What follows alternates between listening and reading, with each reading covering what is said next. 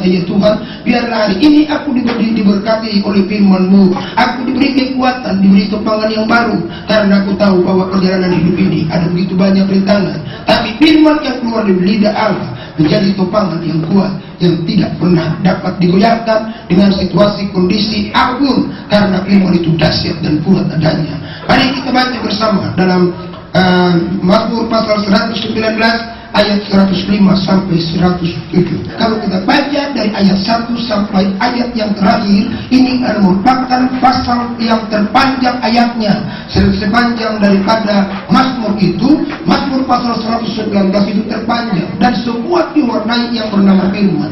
Dan puncaknya dan mahkotanya ada pada ayat yang 105 yang menetapkan firman-Mu pelita bagi kaki, terang bagi jalan. Itulah merupakan kekuatan kita yang sempurna dan yang tak tertandingi dan tak terkalahkan. Dia tidak pernah dapat ditutupi dengan apapun dan kekuatan apapun. Dia tidak dapat digeser oleh pergeseran situasi dan kondisi. Dia tidak dapat ditenggelamkan, dikuburkan. Sekalipun saudara, bumi ini runtuh, apapun yang terjadi, gunung-gunung boleh runtuh, tapi firman Allah tidak pernah gagal. Firman itu tetap ya dan amin. Dia mengerjakan seluruh apa maunya Tuhan Allah, bukan maunya kita, tapi maunya Tuhan Allah sebagai dirinya sendiri yang berubah menjadi firman. Dan Alkitab berkata pada mulanya adalah firman, dan firman itu telah menjadi manusia. Itulah Yesus Kristus yang kita puji, yang kita sembah dalam setiap waktu dalam kita beribadah. Yesus menjadi sembahan kita sebagai firman yang hidup yang kita terima setiap waktu. Bapak dan Ibu Saudara, kita akan lihat kekuatan apa sih yang tersembunyi pada firman itu. Kenapa begitu dahsyat firman itu? Dan itu menjadi sesuatu hal makanan kita yang paling utama. Roti itu juga makanan, nasi itu makanan, segala sesuatu menjadi makanan. Tapi makanan-makanan yang kita terima, konsumsi vitamin yang kita terima, apapun itu, dia terbatas memberi kekuatan pada kita. Karena dengarkan ada makanan yang dari surga, dan makanan itu tidak pernah berubah. Makanan itu tersimpan kekuatan Allah di dalamnya, yang bernama roti dari surga, yang kita sebut nama firman Allah. Firman itulah merupakan sebuah makanan yang tidak pernah membuat kita lapar. Maka itu sebabnya saudara, ketika Tuhan Allah berjumpa dengan setan dan dia dicobai, dan dia berkata bahwa haleluya, engkau jadikan batu ini menjadi roti kalau engkau adalah Allah. Tapi Yesus dia berkata dengan mantap, firman Allah berkata, manusia bukan hidup dari roti saja, tapi dari firman yang keluar dari bibir lidahnya Allah. Dan hidup kita ini bukan ditentukan kondisi makanan kita. Makanan kita bukan karena ada vitamin-vitamin yang begitu luar biasa. Saya melihat bagaimana diri saya tanpa dikasih vitamin bertahun-tahun dalam melayani Tuhan. Jangankan vitamin makan pun kurang. Tapi saya melihat bagaimana Allah memberikan kekuatan di dalamnya. Apakah vitamin yang berada pada kita? Vitamin yang kita miliki bukan vitamin B6 atau vitamin yang lainnya, tapi vitamin yang ada pada diri kita adalah firman.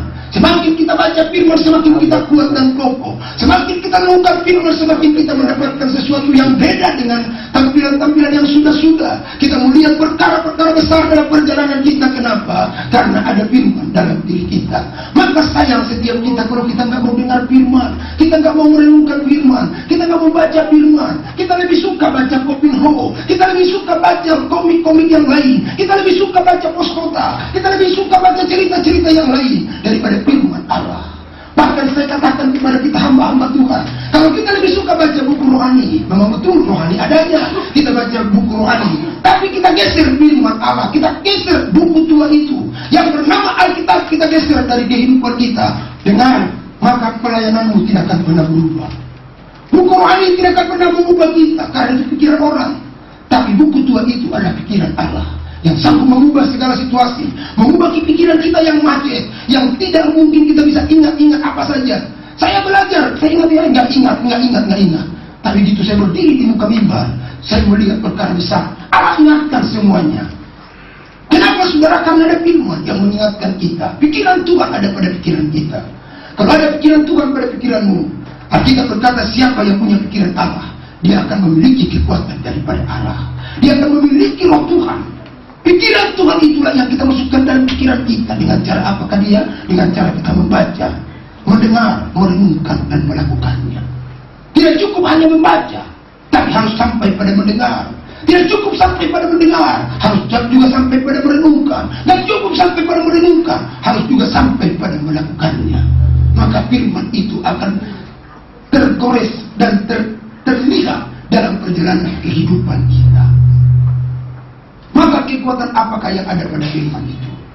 Saya percaya ketika engkau betul menjadikan firman itu dalam diri, engkau menjadi orang-orang hebat. Katakan amin. Gak peduli apa ijazahmu, gak peduli apa titelmu, gak peduli apa pangkatmu, gak peduli apa ada uang di tabungan atau tidak ada di tabungan. Asal mulai sekarang kau betul-betul pegang firman, engkau menjadi orang-orang yang hebat, yang tak tertandingi. Dengan kekuatan apapun engkau tidak akan pernah tertandingi. Mari kita lihat hal yang pertama, kekuatan apa yang ada pada firman itu. Mazmur pasal 33 ayat 6 sampai 9. Mazmur 33 ayat 6 sampai 9.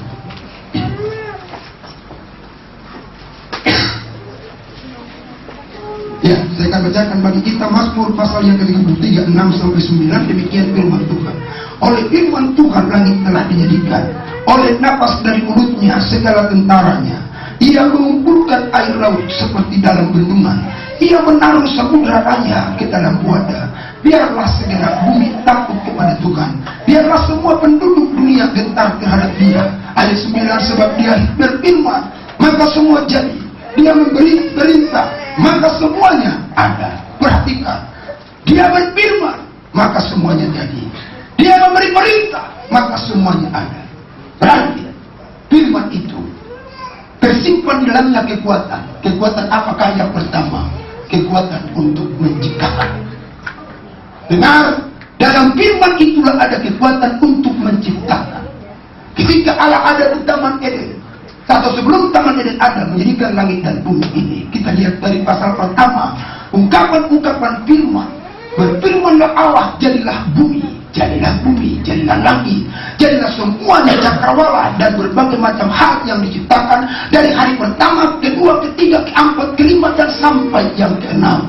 Bahkan kepada manusia itu juga Dia berfirman, tapi ke situ beda caranya berkarya. Dia bukannya berfirman pada manusia, tetapi Dia membentuknya dari ibu tanah. Makanya kita beda dari ciptaan-ciptaan yang lain. Begitu luar biasanya kita, uniknya kita diciptakan oleh Tuhan Allah. Begitu mantapnya, coba lihat dari ciptaan binatang-binatang yang ada. Makanya saudara, ketika Tuhan Allah bawa binatang-binatang kepada Adam, dia namai semua. Ini monyet, ini babi hutan, ini babi kampung. Loh, memang itu kita yang bikin namanya babi kampung dan babi hutan? Enggak, itu semenjak Adam yang bilang. Ini babi hutan, ini babi kampung. Nah, ini kebo, ini sapi, ini apa lagi? Si Amang. Makanya saya kurang suka kalau dipanggil Amang, Pak. Karena kalau dipanggil Amang, kan bersihnya itu beda pengertiannya. Itu Amang betul. Bapak Purba ini kalau bilang horor Amang Purba, itu katanya Bapak Purba. Tapi kalau berkata, siapa yang mau memungkari sekarang? Si Amang. Si Amang Purba. Berarti kalau udah bilang si Amang Purba, itu nggak beda daripada yang di pohon jambu. Jadi kan saya nggak suka panggil Amang. Saya lebih suka ya Pak aja deh. Ya kan kita pakai bahasa Indonesia yang benar aja Bapak gitu ya. Kalau Amang itu beda, Amang dari si Amang. Ya, begitu canggihnya dinamai semuanya, termasuk si Amang dikasih nama. Tapi si Adam, dia bingung karena dia tidak temukan yang sepadan dengan dia. Maka itu sebabnya diberikan tidur si Adam ini. Dia kena tulang rusuknya satu. Dia kena tulang rusuk satu, baru ditiupkannya nafas kehidupan. Jadilah perempuan. Jadi minta maaf nih perempuan-perempuan yang ada, kau bukan manusia, tapi kau perempuan. Karena kita berkata cuma ada yang manusia. Tapi karena kalian terbuat dari tulang rusuk manusia, berarti manusia juga. Ya kan? Karena terbuat dari tulang rusuk. Jadi saudara, lihat istrimu. Ada yang di sampingnya istrinya, lihat dulu istrinya. Ketika kau lihat istrimu, bagaimana warnanya, bagaimana tinggi dan panjangnya, rupanya begitulah tingginya itu dari tulang rusukmu. Nggak bisa diubah. Begitulah bibirnya, begitu hidungnya, begitu matanya. itu diambil dari tulang rusukmu. Jadi jangan salahkan, kok istri gue jelek ya? Jangan salahkan, itu tulang rusukmu. Emang itu keluarnya begitu? Masa dia bedakan? Nah, itu sebabnya saudara, kita lihat bagaimana karya Allah dalam mencipta. Dia ciptakan segala sesuatu. Roma pasal yang ke-4, 17, dia berkata di situ bahwa dia mengadakan yang tidak ada menjadi ada. Kalau pencipta-pencipta yang lain, cobalah pencipta Microsoft atau pencipta-pencipta siapa saja yang begitu keren dalam penciptaannya, mereka bukan sama dengan Tuhan Allah. Karena pencipta-pencipta Microsoft dan pencipta lainnya, mereka menciptakan dari bahan baku. Tapi Allah menciptakan dari yang tidak ada menjadi ada. Maka itu sebabnya kalau ada firman bagi kita, maka dalam pikiran kita ini, bapak-bapak dengar nih, bapak-bapak nih, kita kan dikatakan imam. Saya kemarin khotbah di Cianjur, saya mau cari imam itu bahasa aslinya apa? Rupanya bahasa asli daripada imam itu adalah kepala. Bukan kepala, tapi kepala. Nah, kepala itu artinya sumber. Sumber. Nah, di pikiran kita inilah sumber. Nah, saudara dengar, ketika kau betul sungguh-sungguh setia membaca, mendengar, merenungkan, melakukan firman Allah, maka pikiran kita menjadi sumber kehidupan. Katakan amin. Kita tidak berpikir lagi hal-hal yang negatif, karena firman ada di dalamnya. Ini sumber kehidupan. Dia bukan sumber kehidupan saja, dia sumber ide. Ya, ini menjadi sumber ide. Sumber ide itu mengajukan. Kalau pikiran kita ada firman, kita bukan berdasarkan yang lain, tapi berdasarkan firman. Ada ide-ide penciptaan dalam pikiran kita. Saudara, suatu ketika saya baca koran tentang Papua. Beberapa tahun yang lalu, atau mungkin ada sekitar 5 atau 10 tahun yang lalu tuh, ada seorang anak Papua menjadi juara Olimpiade fisika. Itu orang yang hebat. Nah, coba kita pikirkan Papua mungkin lebih maju kampung saya daripada Papua. Transportasi aja bingung di sana. Untuk menyeberangi satu pulau dengan pulau harus naik pesawat. Udah pasti di sana kurang teknologi, kurang peralatan dalam pengajaran sekolah, apalagi laboratorium fisika, itu pasti kurang, saudara. Orang Papua, ya. Kenapa bukan orang Jakarta, orang Papua daerah? Orang Papua yang dapat juara Olimpiade. Orang Papua biasanya udah kritik, pokoknya semua di situ. Tapi begitu-begitu juga ciptaan Tuhan Allah, tak boleh dihina. Amin. Nah, dengar nih cerita orang Papua. Orang Papua, dia bangun tidur anaknya yang masih umur 7 tahun. Dia bilang begini sama mama, "Mak, kenapa sih matahari cuma satu?" Nah, mamanya bilang, "Ya memang Tuhan Allah ciptakan cuma satu memang."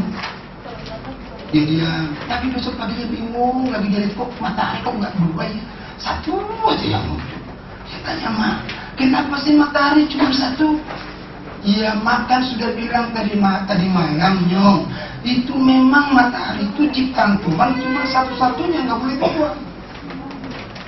Tapi ketiga kali dia tanya karena penasaran, dia bilang, "Ma, tolong kasih jawab dong yang benar. Kenapa matahari cuma satu?" Lalu maknya udah nggak sabar, dia bilang, "Bodoh, satu aja udah bikin lo gosong, apalagi dua." Satu aja udah bikin lo gosong, apalagi dua.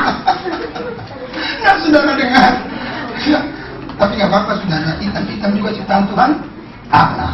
Ya, itu ininya orang Papua. Nah, orang yang Papua yang satu ini hebat. Lalu diwawancarai ketika dia menjadi juara Olimpiade. Kita ditanyalah anak ini dan berkata, "Kenapa kok Nyong bisa juara satu Olimpiade? Apakah Nyong belajar terus tentang fisika?" Dia bilang, "Saya sama dengan orang-orang yang di sekolah kurang pelajaran fisika. Karena peralatan kurang di daerah kami. Tidak ada yang canggih di daerah kami. Tapi kenapa jadi juara? Saya juga heran. Tapi yang saya lakukan adalah saya hanya bolak-balik Alkitab. Saya cuma baca Alkitab tiap hari. Baca terus dan baca terus dan baca terus. Dan saya tak ngerti pada waktu ada ujian Olimpiade itu. seperti ada ilham Allah dalam pikiranku, sehingga aku menulis tidak berat hati, begitu enteng dan ringan. Hitung-hitungan begitu aku enteng dan ringan, tidak ada kesusahan. Nah, dengar apa yang kita lihat dari makna itu. Firman itu pencipta. Kalau ada di pikiran kita, dia membuat otak yang mangkat jadi lancar. Dia membuat otak yang suka lupa menjadi ingat. Itulah firman Allah. Kekuatannya begitu dahsyat dalam hidup kita. Maka itu sebabnya Bapak dan Ibu, marilah kita sungguh-sungguh untuk menerima firman Allah itu. Kita membacanya, merenungkannya, mendengarnya, merenungkannya, dan melakukannya. Ada banyak anak Tuhan tidak pernah berubah hidupnya. Kenapa? Dari tahun ke tahun begitu aja. Kenapa? Karena dia cuma sampai pada mendengar. Karena dia berpikir iman timbul dari pendengaran akan firman Allah. Hanya dengar. Itu merupakan awal. Tapi Yakobus dia berkata, jikalau engkau hanya pendengar saja, tapi kau bukan pelaku firman, engkau adalah penipu dirimu sendiri. Berarti tidak ada faedah dan tidak ada manfaat kalau cuma kita baca dan dengar. Tapi kita merenungkannya.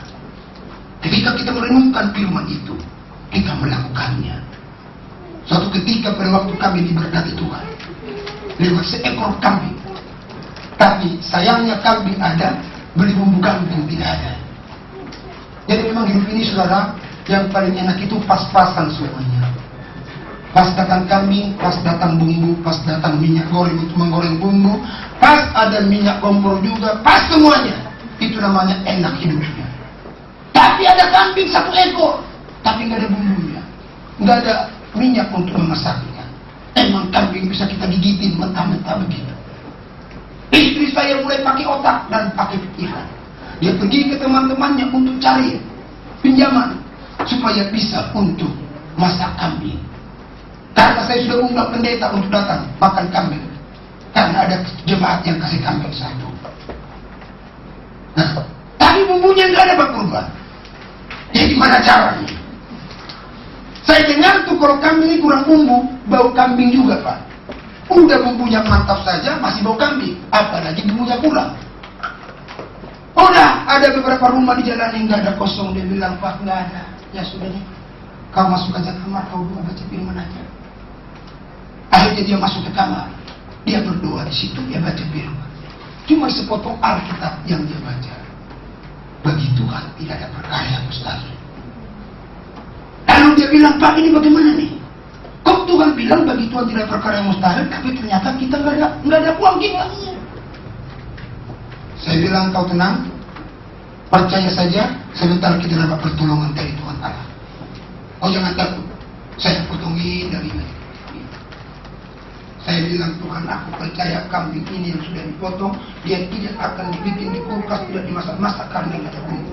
Tapi hari ini juga aku percaya Yesus bagi tidak perkara yang mustahil, pasti Tuhan akan kirimkan bagaimana cara untuk memberikan bumbu. Beberapa menit kemudian adik saya datang. Dan dia bilang begini, tidak kita kata di cerita. Dia bilang, kata Pak Iwan, itu wakil gembala yang dulu. Kata Pak Iwan, katanya pergi ke rumah Pak Iwan. Ngapain? Mau diajak ke pasar famili. Wah, kita belum tahu di mana pasar famili. Baru kali itu istri saya tahu pasar famili rupanya di sini. Baru renungkan sampai sekarang, kenapa dibawa ke pasar famili yang pertama? Itu merupakan sebuah doa keliling supaya kita dapat sekarang di tempat ini, saudara. Haleluya. Nah, udah dia pergi ke pasar, dia belanjain semua, bukan cuma bumbu daging itu yang ada, tapi perlengkapan Natal tahun baru itu dicukupi semuanya. Berarti betullah firman itu menciptakan hal yang dahsyat dan luar biasa. Sehingga saudara yang terkasih sama Tuhan, yang tidak ada itu menjadi ada. Bumbu menjadi ada, makanan selanjutnya menjadi ada. Makanya kita nggak perlu takut dan tidak perlu gentar ketika mungkin situasinya tidak memungkinkan dalam hidup kita. Asalkan kita masih tak percaya pada firman, dan firman itu adalah kekuatannya dalam mencipta. Yang tidak mungkin menjadi mungkin, yang tidak ada menjadi ada. Itulah firman Allah yang kita kenal. Itu yang pertama. Yang kedua, yang kita temukan dalam kebenaran firman Tuhan, diungkapkan di sana yang kedua dari Roma 1 ayat yang ke-16. Roma 1 ayat yang ke-16.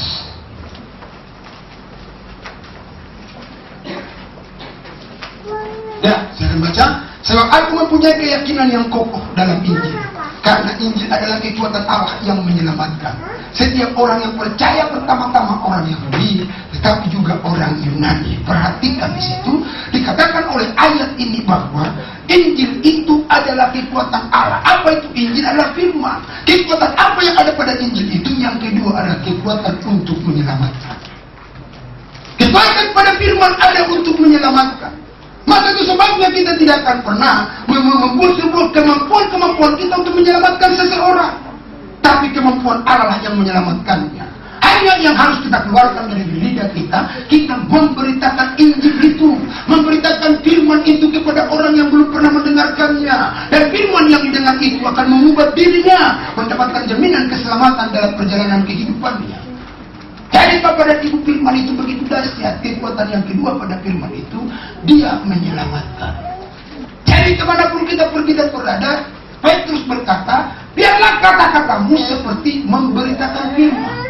Jadi jangan kata-kata kita seperti kata-kata orang besar. Jangan kata-kata kita cuma kata-kata brengsek lu, kurang ajar lu, kita cuma disenggol dikit. Oh, kurang ajar lu ya. Jangan saudara. Siapa tahu dia lagi senggol kita, Tuhan tunjukkan lewat persenggolan itu, dia mau dengar Injil dari kita. Emosi kita harus kita tahan, saudara. Harus kita tahan emosi kita. Jangan kita berpikir, wah, ini kurang ajar nih. Kadang-kadang semua kejadian tidak ada yang kebetulan, katakan amin. Semua kejadian yang ada datang pada kita tidak kebetulan. Kejadian pada waktu kita disenggol, Tuhan Allah tahu. Rupanya supaya itu jalannya kita berkata Injil. Cara kita berkata-kata kepada mereka, kita berkata-berkata. Aduh Pak, kenapa Pak buru-buru begitu? Waduh, ayo Pak bangun dulu. Jangan pikirin dulu mobil kita dicek sudah. Bangunin dulu dia, tolong dulu dia. Lalu dia akan temukan di Jakarta begini kok ada 9 orang begini. Biasanya mah ya udah pergi aja atau maki-maki saya. Kok Bapak ini nggak maki-maki, malah saya ditolong. Dikasih air minum lagi. Lalu saya lupa dibawa ke rumah sakit, padahal mobilnya udah rusaknya bukan main. Kok saya masih dibawa ke rumah sakit? Tanpa kau bilang Yesus adalah Tuhan, dia akan lihat Yesus ada dalam dirimu. Dari mana? Dari perbuatan. Jadi menyelamatkan orang itu adalah diri kita dalam berita Injil. Berita Injil itu bukan sekedar kita untuk Yesus Kristus adalah Tuhan, orang yang percaya kepadanya akan diselamatkan. Tapi pembawaan diri kita, menolong orang, menyelamatkan orang dalam kesusahannya, itu berita Injil. Jadi kekuatan yang kedua pada Injil itu, pada firman itu, ada pada keselamatan. Karena memang Alkitab berkata di kolong langit ini tidak ada nama yang setara dengan nama Yesus Kristus yang olehnya kita berwaspada. Hanya kita tidak suka memberitakan Injil. Bagaimana kita beritakan Injil? Baca Injil saya nggak pernah. Cuma sekali seminggu datang ke gereja bawa Alkitab, itu pun nggak buka. Kenapa nggak buka? Dari sini udah ada. Iya kan? Dari sini udah ada. Tidak. Makanya ada jemaat bilang sama saya, Pak, saya suka sih Pak kalau Bapak khotbah dengan PowerPoint. Tapi dengan Bapak PowerPoint begitu, kita nggak mencerna, cuma gitu. Nah, jadi Bapak dan Ibu saudara, kekuatan pada firman ada untuk menyelamatkan. Kita nggak perlu susah. Suami kita jalannya keliru, nggak usah bawa pintungan. Injil aja ada kita punya. Nanti Injil itu akan menyelamatkannya. Haleluya. Injil akan menyelamatkannya. Dengar nih, suami-suami jangan bandel sama istri. Kalau istri tampar kita, masih kita bisa mengelaknya. Tapi kalau firman yang tampar, bisa stroke 3 bulan. Kalau udah stroke 3 bulan,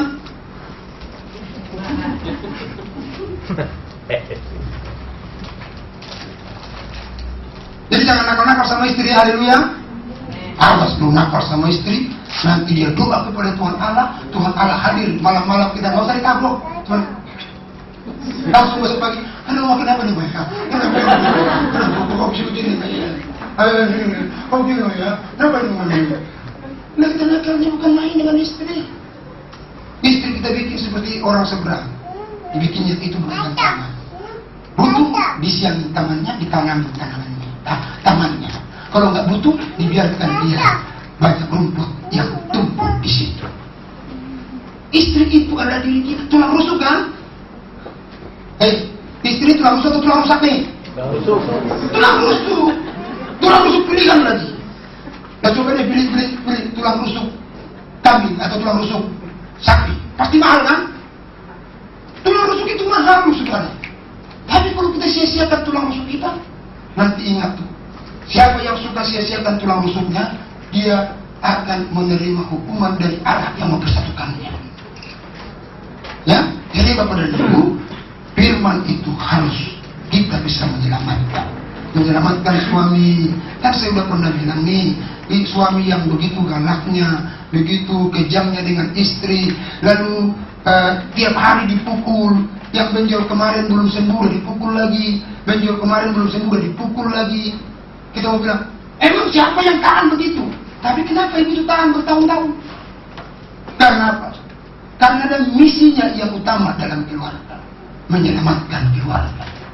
Misinya bukan yang lain, hanya untuk menyelamatkan. Jadi kalau misi kita untuk menyelamatkan, dipukul juga. Amin, amin, amin. Jangan langsung buru-buru bikin nyanyian. Pulangkan saja aku pada ibuku. Jangan, saudara. Tapi biarkan kita bertahan. Ibu ini pukul terus. Itu nggak soal baginya.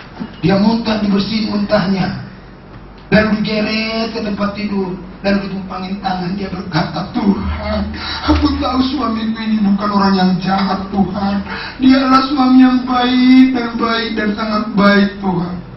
Dan aku percaya tepat pada waktunya, Tuhan, suamiku ini menjadi imam bagi keluarga. Besok pulang, dipukul lagi. Baru dipukul lagi. Terus berjalan semacam itu. Tiba-tiba hari Jumat malam itu di Jakarta, di hotel yang paling keren, dia ada bersama dengan gengnya, dan tiba-tiba dia merasa ketakutan. Hujan lebatnya bukan main. Dia merasa ketakutan. Waktu dia ketakutan, dia bilang dengan anak buahnya, kalian di sini sama pulang. Anak buahnya bilang, jangan, kalau mau pulang biar kita antar, enggak, biar saya pulang sendiri. Kalian di sini saja. Akhirnya dia pulang sendiri.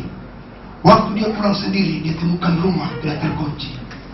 Istri dan anaknya sedang bergandengan tangan meraung-raung di hadapan Tuhan dengan kalimat yang berkata, Tuhan, jagai bapakku, jagai suamiku, lindungi dia dimanapun dia berada, ya Tuhan, tolong dia dalam nama Yesus.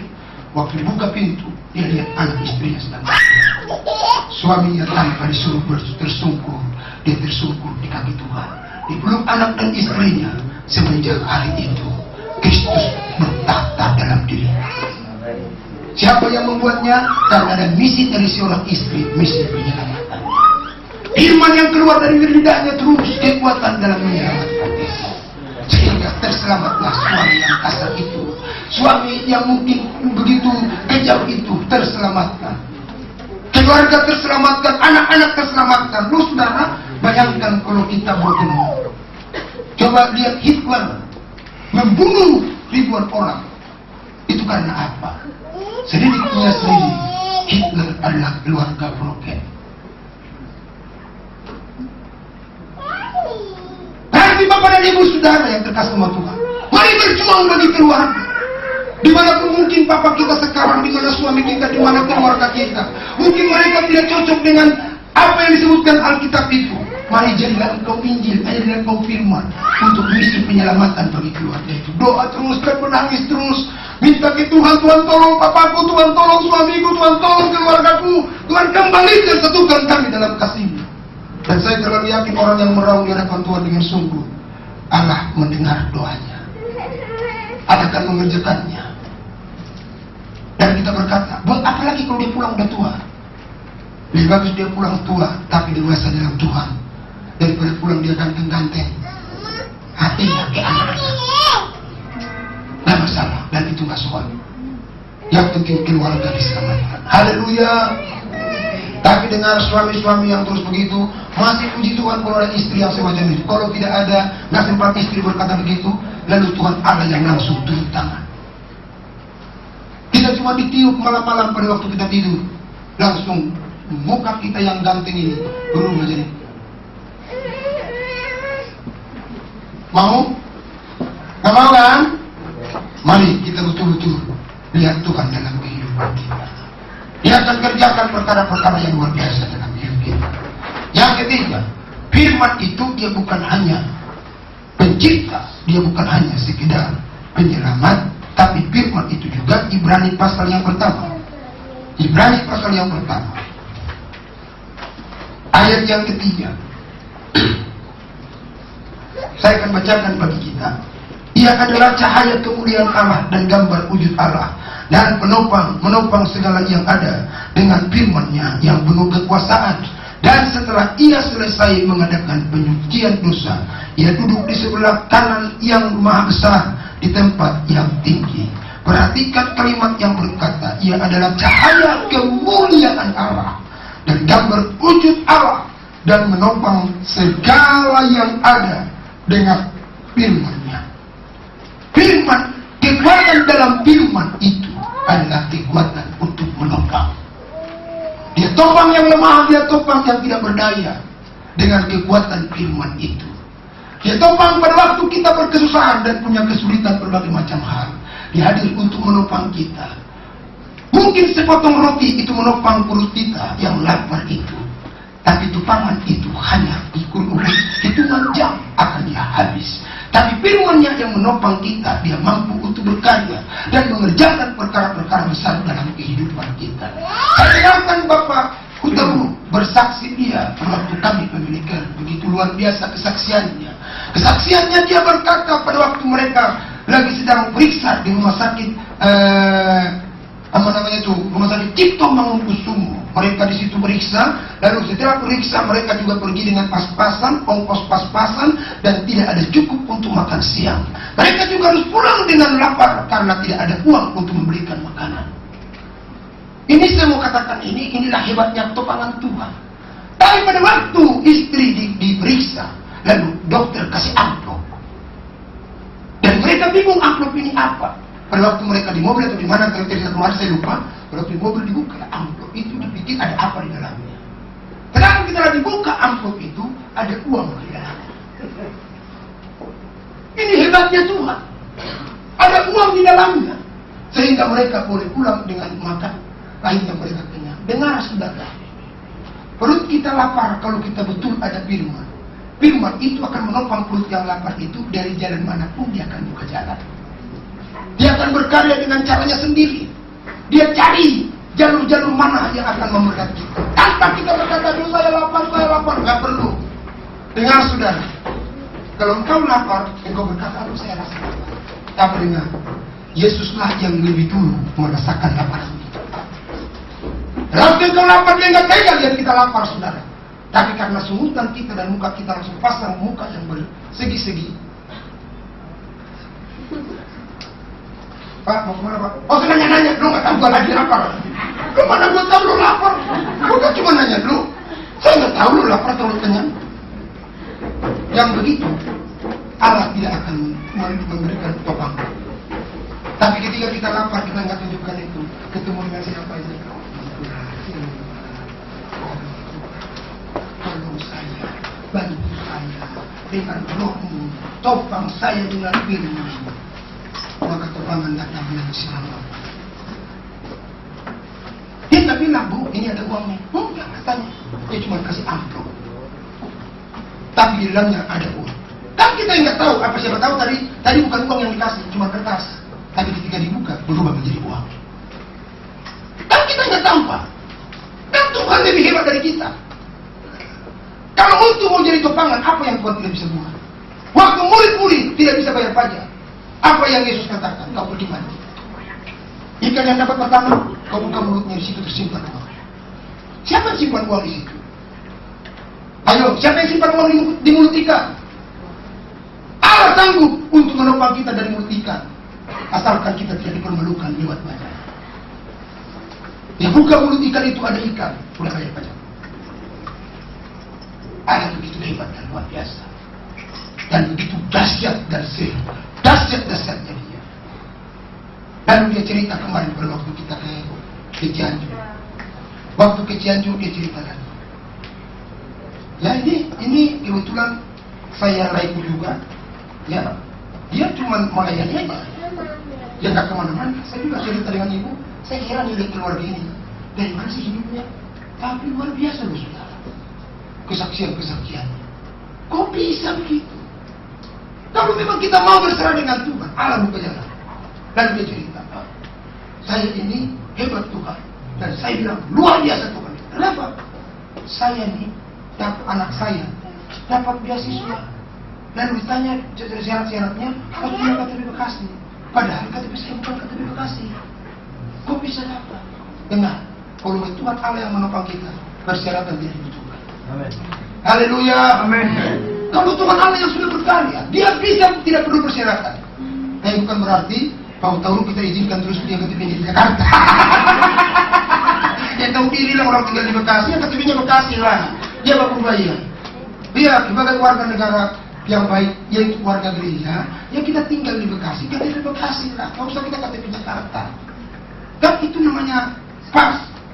Nah, pikiran kita nanti, buruh Jakarta ini lagi ada ini banyak fasilitas dengan KTP Jakarta. Iya, tapi coba andai kata kita dapat sayembara, Pak Maloloi Kutaunu dapat 1 miliar. Amen. Ditukarkan di kelurahan dengan membawa KTP Bekasi. Bukan KTP dapat KTP Bekasi. Jadi saudara, berbagai macam hal yang kita lihat fasilitas di sana. Tapi pasti yang Allah itu lebih keren lagi. Iya ya? Coba bayangkan kalau tahu 1 miliar. Itu bukan kecil loh. Cuma karena KTP di Jakarta, akhirnya nggak bisa tukar 100 miliar. Ya, jadi bukan berarti saya mau bilang jadi aja tetap di Jakarta. Kita nih, saya setiap pindah kemarin dari Pilang Jalan ke sini pindah, saya pindah saya harus KTP saya di sini. Kalau besok saya pindah lagi ke mana tuh? Ke Harapan Indah 2. Lagi 2 tuh. Dan 2 dulu. Ada rumah 5 miliar situ lagi 2. Memang saudara larang saya berdoa. Saudara juga kalau berdua 5 sekaligus yang 5 miliar saudara doain situ enggak ada yang larang. Soal Tuhan kabulkan atau tidak, itu masalah hubunganmu yang benar dengan Tuhan. Dan saya lagi doa. Kalau nanti KTP rumahnya saya dapat rumah yang 5 miliar itu, ya saya pindahkan juga KTP saya di situ. Kenapa? Karena memang saya penghuni di situ. Saya disuruh aja.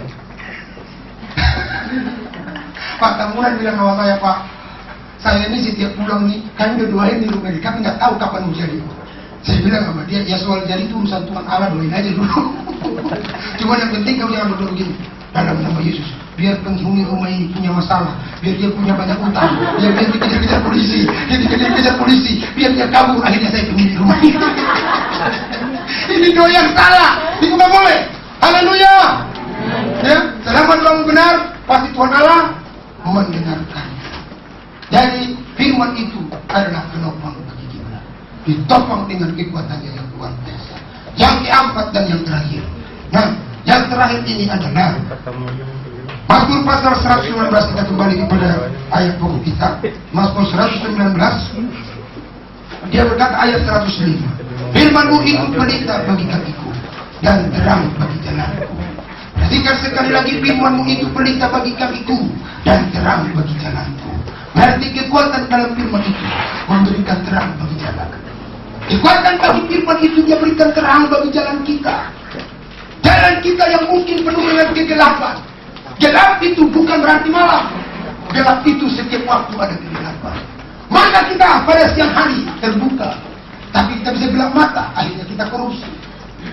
Tapi ketika ada firman-firman itu menerangi mata kita yang gelap, dilihat jangan. Firman itu akan menerangi kita. Dan dia berkata begini, hei anakku, jangan kau seperti orang lain. Ada jalan yang dianggapnya lurus, tapi di ujungnya ada maut. Tawaran-tawaran dunia itu lurus adanya kelihatan, tapi di ujung sana ada maut.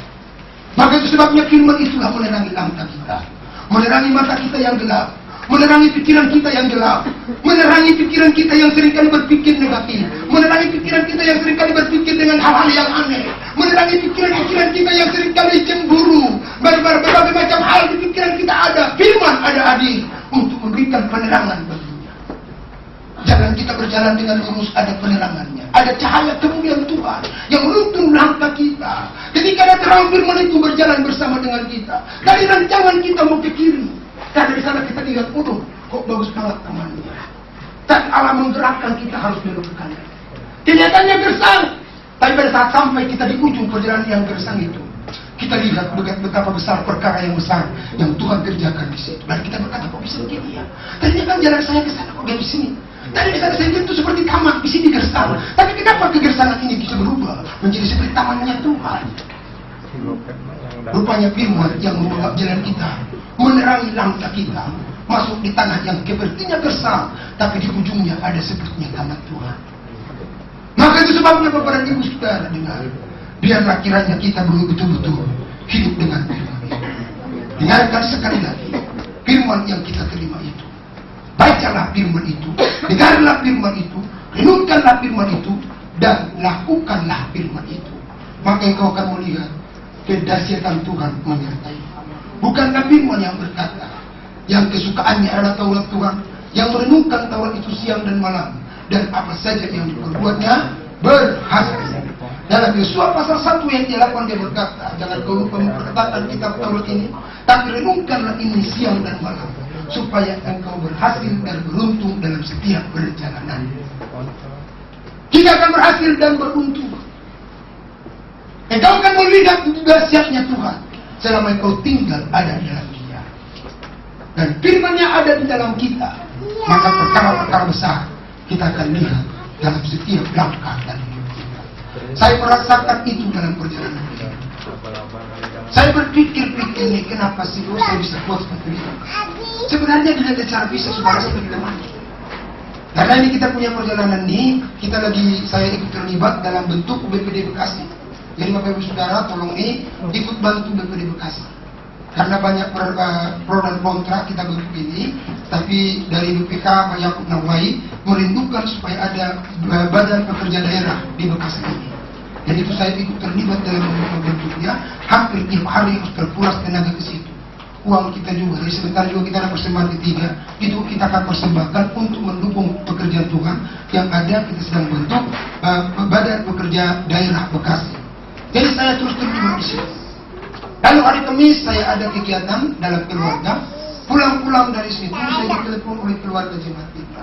Kata, Pak, istri saya sakit. Yaitu Bapak sudah berkata, istri sedang sakit. Padahal saya perlu berat, Pak. Saya masih punya alasan, kalau Bapak minta maaf ya, besok pagi saya datang, saya lagi lemah. Saya yakin mereka tidak akan. Kok Bapak begitu? Nggak betul. Karena alasannya tepat dan sakit. Tapi saudara, saya jalan. Saya diantar di sini dengan adik, lalu saya langsung ambil motor, lalu saya berangkat dengan ibu. Sampai di sana dengan harapan saya cuma sampai langsung doa. Tiba-tiba keluarganya yang lain datang. Lama juga. Akhirnya cukup waktu dari situ, lalu saya doa. Habis doa dalam namanya sembuh, lalu kita pulang. Sampai saya di rumah, lalu saya hilang. Jadi saudara, kalau sedang sakit, doakan orang sakit pasti kau sembuh. Jangan bilang, jangan dulu, saya juga lagi sakit. Nanti kau tambah sakit. Ya. Jadi kalau sakit, doain orang sakit, malah sembuh. Saya ingat waktu si Ruth sakit, jam 3 pagi saya dibangunin, saya pergi situ doain. Lagi sakit juga, meriang. Wah, saya pikirnya di sana meriang, di sini meriang. Lalu gimana nih? Maka itu saya bilang dengan Tuhan Allah, tolong dong. Saya kan nih hamba-Mu nih yang sering doain orang sakit. Tolong dong saya dong, jangan sakit-sakit, supaya saya bisa doain orang. Tapi Tuhan bilang, biarin, lagi sakit juga kau doain orang aja. Bodoh, saya pergi ke Ruth, saya doain. Dalam sembuh, saya pulang, sampai di rumah, sehat sudah. Saya nggak tahu, ini harus sehat apa enggak, nggak tahu. Yang penting saya sehat. Betul loh saudara.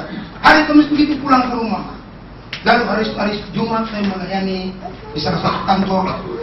Sampai di kantor itu bikin pusing juga karena makanan di negara kita ini. Habis dari situ harus ada doa di sini. Lalu malamnya saya harus melayani 2 malam. Udah habis 2 malam tidur, Sabtunya melayani pernikahan. Malamnya ke Cianjur. Sampai di sini jam 1 malam, setengah 1 jam 1 malam. Di rumah sudah ada tamu. Ngobrol-ngobrol sampai setengah 3, saya bilang ya udah, minum dulu aja supaya saya bisa istirahat sebentar. Lalu saya ambil. siapkan apa yang harus saya sampaikan hari ini dengan apa yang sudah ditaruh di pikiran harus dituliskan. Saya ambil lagi buku, saya tulis dulu. Sampai jam 3 lewat saya baru tidur. Karena ada banyak orang di kamar-kamar, semua banyak orang. Lalu saya ambil itu jok kursi, saya tidur. Tidur sebentar, nyamuknya nggak keturunan. Jadi sampai kali nggak bisa tidur. Saya sampai hari ini belum bisa tidur. Tapi kan saya harus khotbah, kalau saudara mohon maaf ya, kalau saya khotbah loyo-loyo sedikit, saya kurang tidur Bapak Ibu Saudara. Nah, ini memang nggak masuk akal kita. Tapi harus semangat. Kenapa? Siapa yang beri kekuatan itu? Hanya firman yang memberi kekuatan itu. Ini segera aja sampai sekarang. Ya, jadi Bapak dan Ibu, saya melihat bahwa kekuatan firman itu begitu dahsyat dan luar biasa. Asalkan kita berpegang teguh dengan firman itu. Kiranya Tuhan memberkati kita semua.